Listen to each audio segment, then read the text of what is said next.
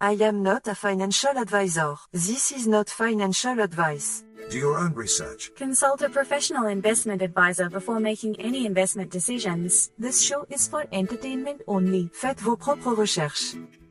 Here we are in another episode of the Simple Success Podcast. And this is financial life coaching from a happiness perspective.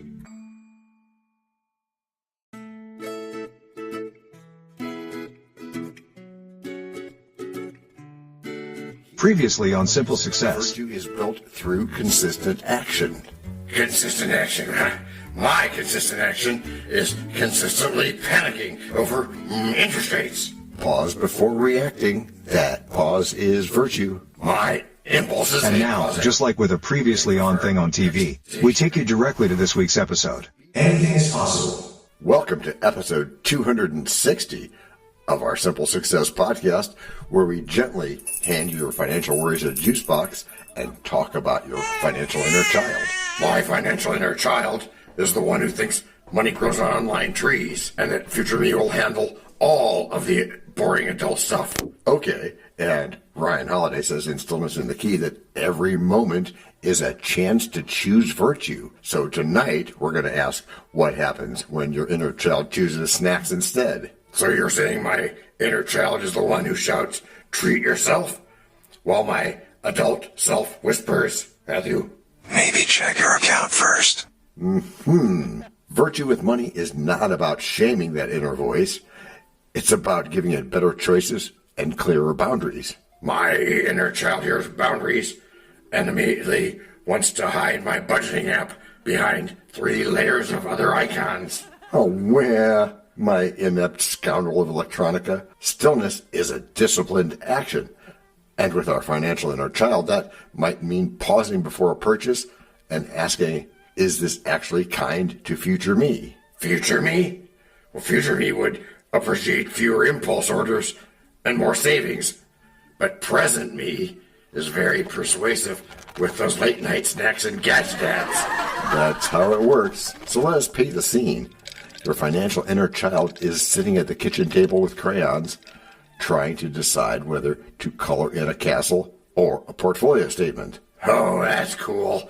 My inner child chooses crayons every time. He uses the statement as scrap paper, which might explain my relationship with debt. Yeah, it might. So we start simple. Step 1, give that inner child a safe allowance. Some fun money you can spend without guilt and without wrecking your long-term investment plan. Step 1 again? How many steps this time? 1 and only 1. Right. On we go. An allowance sounds fun, but does it come with chores like clean your digital room and finally open your banking notifications? It could, yes. Depends on how you gamify things. Virtue requires consistency. If you want your inner child to trust you, you have to keep showing up like a reliable grown-up. Reliable grown-up. Always the hard part. That sounds like someone who actually checks savings balances instead of waiting for surprise emails about taxes. Reliable grown-up? What is a reliable grown-up? Yeah, that's a good question. So instead, let's tie this to stillness. The financial inner child panics when the market dips, but the adult practicing stillness remembers they're in broad index funds for the long haul. When my feed screams about volatility, my inner child wants to sell everything and hide in a blanket fort with YouTube. Understood. That's where choose virtue comes in. Virtue says we stick to the plan, review our investment timeline, and maybe make tea instead of trading. So instead of panic selling, I let the adult in the room speak softly to the inner child and say, "We knew this would happen. We planned for storms." Right again, whispering Matthew. Right again. Let us look at where your inner child learned its money habits. Was money a source of stress, secrecy, or maybe magical thinking in your family growing up? In my house, money was either taboo or a punchline. Nobody talked about saving money, but everybody joked about being broke. And we inherit patterns like that, but we're not stuck with them. Virtue is choosing a new way, and that starts with noticing the script that your inner child might still be reading. My script definitely includes, I am bad with finance, which conveniently gives me permission not to learn anything new. Well, let us rewrite that then. How about a new script? I'm a beginner who's learning how to handle money with courage and care. That's a page right out of some positive attitude stuff, isn't it? Yes. Thought so. Feels kinder like something a good teacher would say instead of a grumpy inner critic with access to my credit report. Yes, and virtue is not harsh. It's honest and compassionate. Stillness is the calm classroom where your inner child can ask questions without being mocked. If my inner child felt safe asking, maybe I would finally admit I do not understand half the terms in my portfolio statement. And that is okay as long as you're willing to learn. The point is to stay curious. Holiday quotes the Stoics reminding us that wisdom starts with admitting what we do not know. So my homework is not be perfect. It is actually read one article about index funds instead of another list of best snack foods. Correct. And while you're at it, it's time for a familiar voice to remind us why we do all this belief surgery in the first place. Simple Success, Financial Life Coaching from a Happiness Perspective. That tagline matters because your financial inner child doesn't care about abstract wealth. It cares about safety, play, and a happier life. That happiness perspective. Right, that happiness perspective. And inner me wants to know, can I buy a fun toy sometimes, speaking of happiness, and still be okay when retirement shows up? The answer is yes, if the grown-up in you is choosing virtue on a regular basis, building savings, paying down debt, and using budgeting as a form of self-care, including budgeting for those toys. Self-care usually makes me think bubble baths, not spreadsheets, but I admit that a funded emergency cushion feels better than many scented candle. And that's because character is the most important asset we own. Your financial inner child needs to see that character in how you treat every dollar. If my dollars could talk, some would say, thank you for the savings account, and others would ask why they were sacrificed for midnight scrolling. So tonight, we're going to invite listeners to meet their own financial inner child without judgment and ask, what would be the virtuous next step right now? Let your inner saver whisper dreams and ask the market how. Then let your financial inner child co-sign the plan with a joyful vow. You could even let curiosity plant brave seeds behind the plow. And watch long-term dreams skip rope with charts and softly murmur, wow. We're grown and child together orbit one single bright sun. And it's disciplined indulgence with... Break number 1. I'm not trying to make doubting Thomases out of y'all. Yet you cannot tell a lie. Hey, George Washington is nigh? Obviously not. Nor is it time for the rhyme. But it is time for something. It is? Yes, it is. It's time to learn. Learn about what? Why, DT, it's time to learn about a sponsor. You know, what they make, what they do. Before we even get to act number 2? Well, yes, indeed, my friend. As our editor knows. This is the place where your message goes. We can plug it right in to the story we tell. So that no one fast forwards. Except from your well. We can build it ourselves. With approval from you. Taking action will do it. Not bragging, it's true. Starting something instead. And taking action, as you just said. Based on your beliefs. Yeah, but still not just knowing, but also doing. And as I've been saying about goals. No, sorry. Getting what you want without limiting the rights of others. That's correct, Matthew. Or yucking their yum, as is said. But still, it has to be... based on your beliefs. Which are that in Act 2 of today's show, our crayons have been traded for laptops, and we bring in a tech-savvy friend to help the financial inner child grow up with practical tools. That is the absolute fact, DT. We are where the financial inner child meets the adult world of settings, systems, and a little friendly automation. So this is the act where my inner child discovers that the money button has a settings menu and not just a giant buy icon. It is such a wonderful place. I insist. Oh, me, my, yes, indeedy. Because in Act 1, we met that inner child with compassion. Now we give them structure. This is choosing virtue in the small, repeatable moments. Yeah, you mean the tiny moments between add to cart and place order when I could, theoretically, open my budgeting app instead. Right there, just to check to make sure it makes you happy in the future. Stillness lives in that pause, and because we've promised practical help, we've invited a friend here today who spends his days building calm systems in the cloud. Hey folks, glad to be here. Think of me as the nerdy camp counselor helping your financial inner child set up digital guardrails. Okay, Stephen, as you know, we talk a lot about disciplined action here. Yes. So how can people use tools without turning their lives into one long software tutorial? Start small. Automate just one virtuous step, like a monthly move from checking to savings, and let the system carry the load instead of your willpower. I like the idea of my willpower getting a part-time schedule. Could I really set one rule and have tiny grown-up moves happening behind the scenes of my account? Absolutely. Most banking apps let you schedule transfers. You define the plan once. Then your inner child is free to focus on life instead of constantly deciding.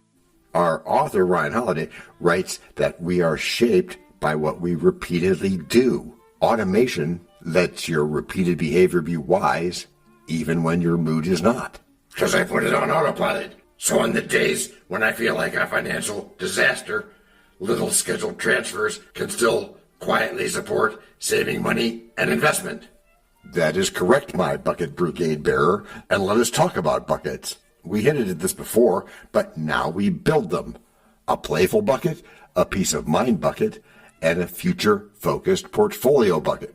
All part of our budgets. So budgets aren't just drudgery. There's a fun part, if you're patient enough to get to it. You're really saying I get a fun bucket on purpose, not as an accident when I forget to move leftover cash to savings. Exactly. Label those accounts clearly in your app. One is bills, one is emergency, one is fun, and one feeds your long-term index funds or other funds. So my inner child sees a bucket literally called fun money and does not feel the need to raid the rent and groceries bucket for entertainment. That's not only right, that is virtue again. Honesty and order instead of chaos. Stillness comes from knowing each dollar has a job and a home. Chaos has definitely been my brand. My dollars wander around like unsupervised toddlers at a birthday party. Ooh, that is very visual. Ooh, it is. Let's get Stephen's take on it. Stephen, how do you keep people from overcomplicating this with 27 categories and color codes, stuff like that?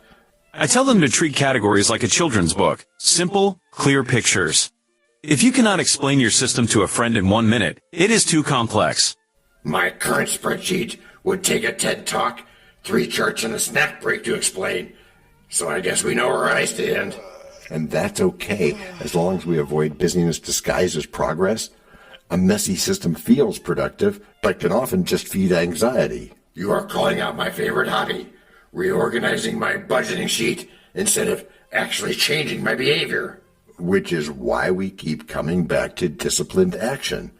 It's less about perfect tracking and more about consistent moves like automatic savings and regular debt payments. Because when you catch up on your tracking, that stuff will have been taking place. Automatically. Yeah, automatically. And we can support that with reminders instead of guilt. Think gentle notifications. Hey, time for your money date. Not you failed again. A kind reminder would be a nice change from my normal internal pop-up that just says, what were you thinking? That's right. And the Stoics offered quotes on controlling what we can. Like we cannot control the market, inflation, or surprise taxes, but we can control our reactions and our defaults. We can't control what happens. We can control how we respond. That's correct. So instead of trying to predict the S&P 500, I could focus on things like how much I automate into mutual funds or other long-term investment choices. That's right, because your inner child wants certainty. Since the world can't give that, you give them structure instead. Structure with a side of snacks, ideally. I can accept a grown-up money date if it includes tea and something crunchy. Okay, so let us zoom in on a specific habit, a weekly check-in. 10 quiet minutes, that's all. Reviewing savings, upcoming bills, and one small tweak you could make. 10 minutes sounds survivable, especially if I promise my inner child a break right afterward. Pro tip. Put that check-in on your digital calendars and tie it to something you already do, like Saturday morning coffee or your Sunday evening reset. Right. Or gamify it. So instead of doom scrolling, I could open one tab, glance at my account buckets, and then actually close the laptop. Right, because stillness is a choice, not a mood. That weekly ritual is you choosing virtue on purpose. It also sounds like a small act of respect toward future me, the one who would like to meet retirement with more than 3 confused stocks and a coupon book. That's good. So let us talk about guardrails for spending, especially online. Inner children love shiny objects, and websites love calling those recommended for you. My browser thinks my personality is an impulse buyer with a weakness for gadgets and late-night YouTube reviews. One trick is to route all discretionary spending through a single card linked to your fund bucket. When the bucket is empty, that card goes silent. So my inner child gets a clear signal. Allowance is out. Time to wait for the next refill instead of sneaking into future bills territory. That waiting is a form of stillness. You learn that desire does not have to equal purchase. I hate that sentence. But I admit it's true. Half my regretted buys were things I wanted for only about 11 minutes or so. And that happens to the best of us. But as we wrap up this second act, we should address the darker side, when the inner child feels shame about past choices, maybe old debt or messy credit history. You mean the part where my inner child looks at my old statements and wants to move to another country under a new name? Yeah. Remember, tools are there to serve your values. Start with what kind of person you want to be, then let the tech quietly support that, not the other way around. So my inner child gets to see we are not stuck, we are on a journey, even if the first part of the graph looks like a roller coaster. Habit. Holiday says virtue is a habit, not a single heroic moment. That chart is proof of little brave choices over time.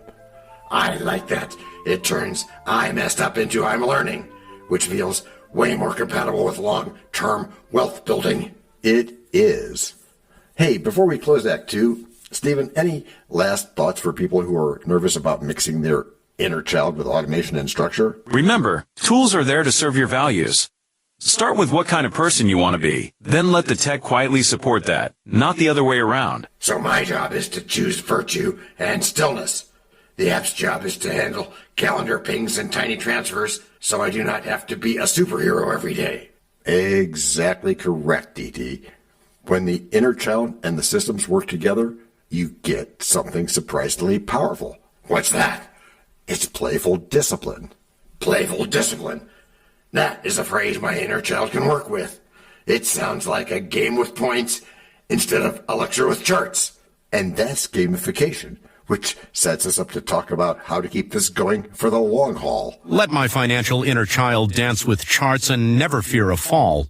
Turning dollar-cost dreams into games that answer curiosity's call. Coloring compound graphs like murals on a money mind wall. Blending grown-up plans with playful wonder, giving heart and discipline to all.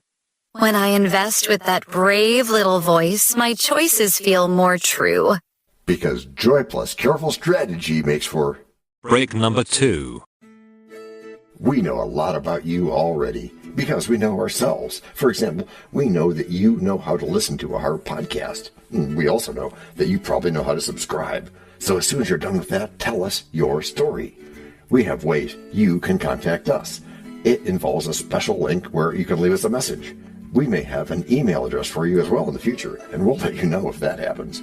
The reason for subscribing? I thought you'd never ask. When you subscribe, you automatically download all future episodes of that podcast. It just happens in your player without you having to go search again. How cool is that? This means better rankings for the podcast, more attention from advertisers, and more money. And this means more and better stuff for you. So your motivation is simple and easy. Subscribe today, whatever app and from whatever place you like. And don't just try to subscribe. There is no try. There is only do. We're changing the way we look at things, and remember, that's good. Eso es bueno, Sybil. Also remember, this is financial life coaching from a happiness perspective. Coaching happiness. Our call to action is right in the show notes. Find it and you win too. Can I simple that? Por supuesto. Of course. Just simple it. Please make sure your seatbelts are fastened and your tray tables are in their upright position. And make sure simple is a verb like Google is a verb. 我们回来了. That's we are back. Before we go today, let's have a quick thank you to all our emotional support voices. Thank you for having us. Yeah, thanks, guys. And to begin our backness this week, let's help your financial inner child grow roots without losing their sense of play. So this is the landing, huh? Yes. We have crayons, calendar reminders, and only a minor mess on the floor. That feels like progress. That's because it is real progress. Stillness is the key. Reminds us that virtue is proven by what we repeatedly do, not what we occasionally intend. Which means my once-a-year burst of heroic budgeting does not count as character. It just counts as colorful spreadsheets. That's humble, but I'll bet you're pretty good at this stuff. Yeah, he is. And choosing virtue here means we keep showing up for our money, even when it's boring, even when we'd rather watch YouTube reviews of espresso machines. Espresso machines, yeah, and obscure board games. They're my entire personality, so you're not wrong. So, let us recap where we are. Yes, let's do that, robot lady. Your inner child now has clear buckets for bills, savings, fun, and future investment. And for the first time, I am not terrified to open my account app. Mild apprehension, sure, but terror has left the room. And that emotional shift is huge. Holiday talks about stillness as a kind of inner quiet. Your numbers did not suddenly become perfect, but your relation to them softened. Yeah, I noticed that yesterday. I looked at my debt total, and instead of panicking, I thought, okay, we have a plan, and this line is slowly going down. So plans aren't so bad, are they? No, I suppose not. And that is the power of disciplined action. You turned wild guilt into a simply monthly system that moves extra dollars toward what matters. Turns out that what matters really matters. And I admit, watching that little fund bar creep upward feels better than any random gadget I used to impulse buy. Which leads to your long-term portfolio. Stillness, it doesn't mean doing nothing. It means thoughtful movement guided by values and patience. Values like do not freak out every time the market coughs, right? Right. We don't control outcomes, as you know, only our choices. So you commit to regular contributions to index funds, mutual funds, maybe a Roth IRA, and you let time do the heavy lifting. So the inner child gets to cheer for long-term wealth like it is a slow-motion sports movie instead of treating every dip as a disaster film. And that is a beautiful place to land. Discipline plus play, structure plus softness. That is how we let our inner child sit at the grown-up table. And apparently, the grown-up table has decent snacks and fewer overdraft fees. So I'm in. You have been listening to Simple Success with John Brandy. Financial life coaching from a happiness perspective. That's nice, Alice. Thank you. And thanks, everybody, for hanging out with us today. If this episode helped you, share it with a friend who is still hiding from their account balances. Invite them to join us on this little podcast adventure where we let curiosity, compassion, and a bit of stoicism guide our money stories. Which is how you've all gotten good. Gracias por escuchar. Salut. À la prochaine. No robots were harmed in the making of this podcast. No dogs were shot either. This podcast and our other podcast are productions of Little Red Hen Industries. Part of the Sonic Boom Network, where we do the hard work for you. And Rishi helps our hen bake the bread by giving credit to these great people. Techno King, John C. Brandy. That's me. Alter Ego, Doubting Thomas. And that's me. fact checker, Napoleon Bonaparte, social manager, Abraham Lincoln, always on the internet's inner tubes whatever, media expert, Augustus Caesar, psychologist, William James, sound designer, Les Paul. Thank you for inventing multitrack. Language consultant, Leah, the French do-your-own research lady. Cough, cough, cough.